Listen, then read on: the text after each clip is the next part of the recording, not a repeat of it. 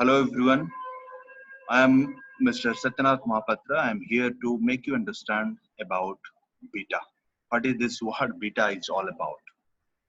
Whenever we study stock market, whenever we want to study stock market fluctuation, want to study stock fluctuation, this word comes in our mind. Any analyst you ask, he or she will say about this beta. So before we go to listen them, first we understand what is this beta all about. So we can't reduce market risk or systematic risk, but we can have a measure of these risks with the help of beta. We can measure these risks. So whenever we are investing in stock market, we are bearing two kinds of risk, systematic risk and unsystematic risk. First of all, we understand whether beta is the measure of unsystematic risk or systematic risk. It measures the systematic risk. With the help of beta, we can approximately tell how much the particular stock will move if we know how much the whole stock market is going to move. If market is going up, whether the stock will go up or not, that can be expected using this beta value. Thus, the beta tells us what the volatility is in particular stock with the respect to movement in the stock market. So, as per the stock market movement, how the particular stock is moving, whether it is moving upward or downward, along with the stock market, it can be measured using beta. Beta is also referred as the financial elasticity and can be referred to as a measure of the sensitivity of the assets return to market returns. It doesn't measure the risk of an investment held on standalone basis, but the amount of risk the investment adds to an already diversified portfolio, because in market there are multiple number of stocks and each stock are regretted or each stock has some relativity. So we can expect a stock fluctuation as per the market fluctuation. In various methods of risk analysis in or portfolio analysis, we use this beta. It may be CAPM, it may be Sharpe theory, it may be other theories are also there where we use beta as the measure of systematic risk. So the beta coefficient in terms of finance and investing is a measure of the systematic risk of a stock or portfolio. It quantifies relative volatility in relation to the overall market, which is defined as having a beta of 1. So we can say the beta is 1 and the market at its 100% level. If market is going by 1%, the beta, the stock which having beta of 1 will go by 1%. So the beta of an investment security is a measurement of its volatility, which is systematic risk only, of returns relative to its entire market. So beta is calculated on historical basis. So we calculate with the beta using the historical data only. We'll see further. The whole method consists of finding covariance between the market return and the stock return. So basically the beta is the covariance and variance of the market return and the stock return in a historical basis. So there are three methods we use to find out beta. Basically, we use the first two methods you can see here, covariance method and correlation method are mostly used method. Today we will just study this covariance method. Before that, just remember these formulas. They are for beta calculation. Beta of the stock X is equals to covariance between stock X and market divided by variance of market. So variance we can find the standard deviation square of market. And the second method we have, that is correlation method, where we can use this method, correlation between stock X and market multiplied by standard deviation of stock X divided by standard deviation of market. And the third method, which is rarely used method, that is direct method, the summation of stock X data and market data minus n multiplied by X bar multiplied by M bar divided by summation of M square minus N multiplied by M bar square. So this is rarely used and we will understand it uh, further. Let's assume the market itself has an underlying beta of 1 and individual stocks are ranked according to how much they divided from the market. A stock that swing more than the market, that is more volatile over time, has a beta whose absolute value is above 1. So when the beta is more than 1, we can say the stock beta or stock is more volatile. When the stock beta is more than 1, we can say it is more volatile. But when the beta is 1, the stock will swing as per the market swing. Market का movement के हिसाब से stock का movement चलता रहेगा. If a stock moves less than the market, the absolute value of the stock's beta is less than 1. When the beta is less than 1, the stock will move rarely with the market. For example, you can say when the market has an overall decline of 3%, a stock with a beta of 2 will fall 6%. It will be doubled. And when, another example, it is not written there, I'm saying when the beta is 1, then the overall decline of 3% in market will result overall decline of 3% in stock also. When beta is less than 1, then overall decline of 3% may be not affecting that much to the stocks and वहां पे decline बहुत कम होगा. We'll use this method. Let's go to Excel sheet and we can use this method directly there over there. Let's drag out some data from stock market.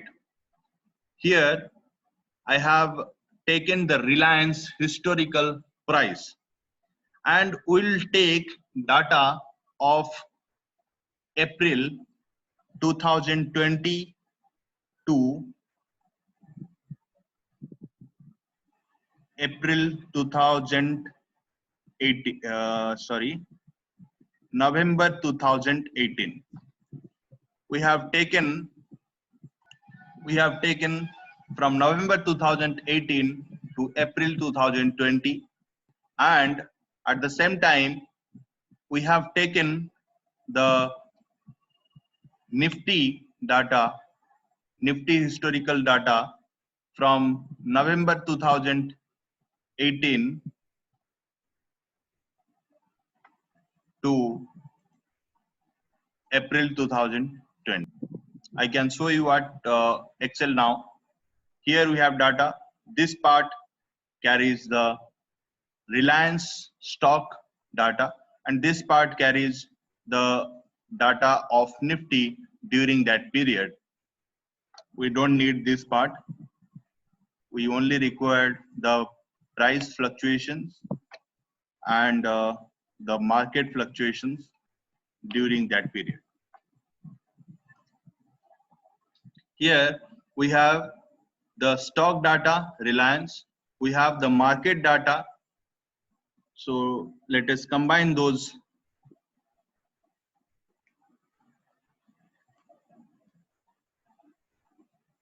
So here we can take this as variable x and this as variable y. So at this point of time, what we require to do, we need the as per the method, we need covariance between the stock and market and variance of the market. For that, we have to find out the mean deviation. So for that mean deviation, first of all, let's find out the mean. Summation x, that is 40.75%, summation y,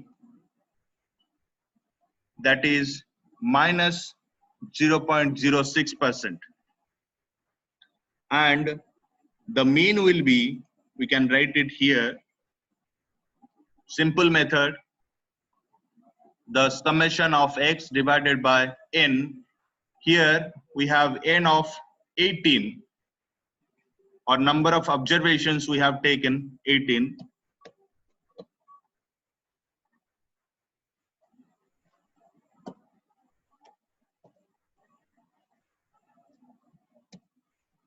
The mean we got 0.022. Same as we can drag the mean of y or market data here, divided by 18. We got minus 3.33. So anyhow, let's find out the mean deviation. Simple method, auto सम कर लेते हैं यहाँ पे, minus mean.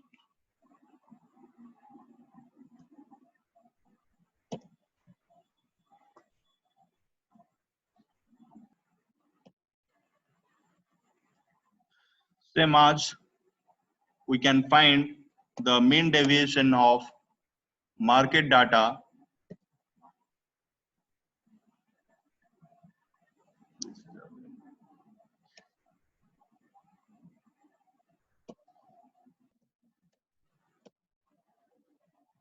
Okay, so we got the mean deviations here.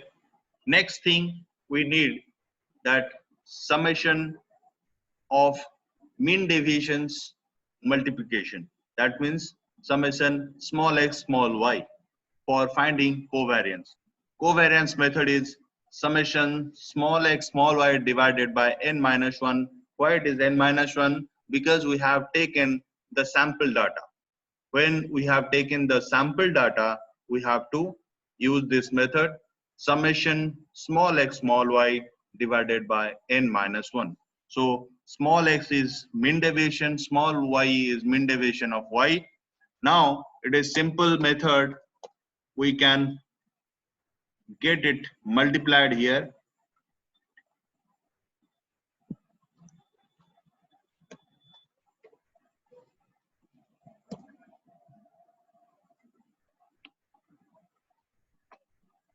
So summation xy, auto sum, by using auto sum we can do that. Summation xy is this much, and for deriving y square,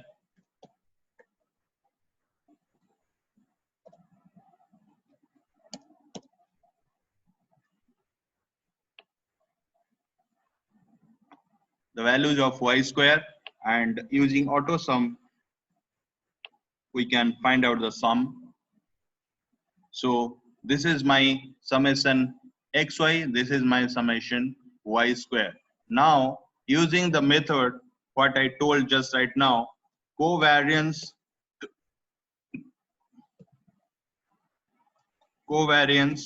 between x and y is equals to summation xy divided by n minus 1. Using that method only, we can find out the result. Summation xy is this one, divided by our n is 18, n minus 1 will be 17. So the covariance will be this one. Then for variance of market, that is y only, we can use this method, summation y square divided by n minus 1. So here the value of y square, using that we can find divided by n minus 1 is 17. So we have a covariance of this, variance of this. Now beta method is covariance xy divided by variance of y.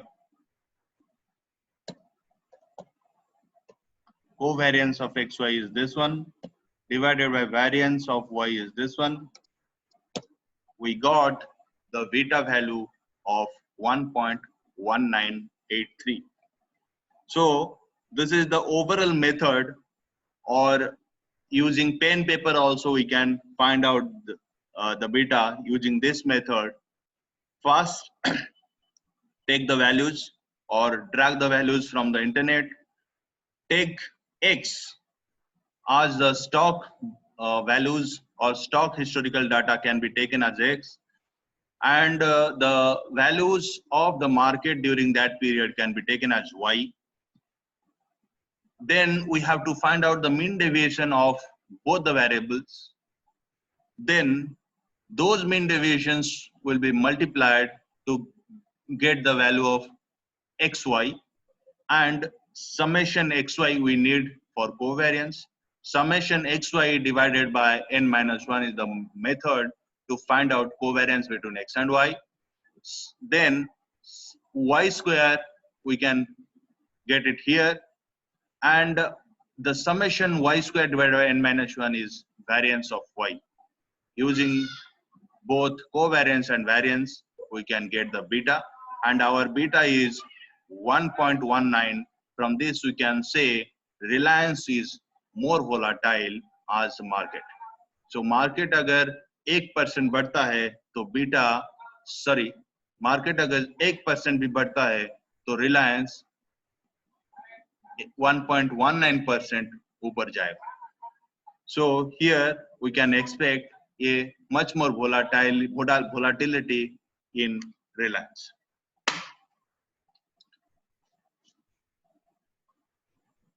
Okay, so let's examine this using Excel only. Using Excel, you can find out covariance very easily. Just forget about these places what we calculated using simple method, pen paper method. Using Excel, we can find it very easily and very fast. Let's examine our results.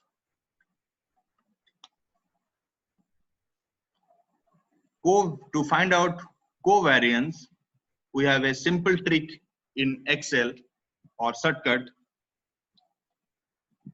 equals to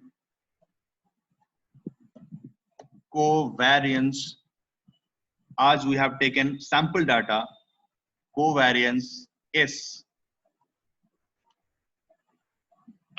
Drag the, sorry, we have taken April now. Drag this data, comma, drag this data, X and Y. Bracket end. Here we can see the covariance is as equal as we found here. Let's find out variance. Same, var sample, and variance we required only for Y or market data. That is why we have taken this one. See here, 5595, here also same. So covariance and variance can be used to get the value of beta. So this is all about finding beta and beta tricks. We will definitely come with another problem and another two methods still are there to find out beta in our next video. Till then, thank you all for watching this.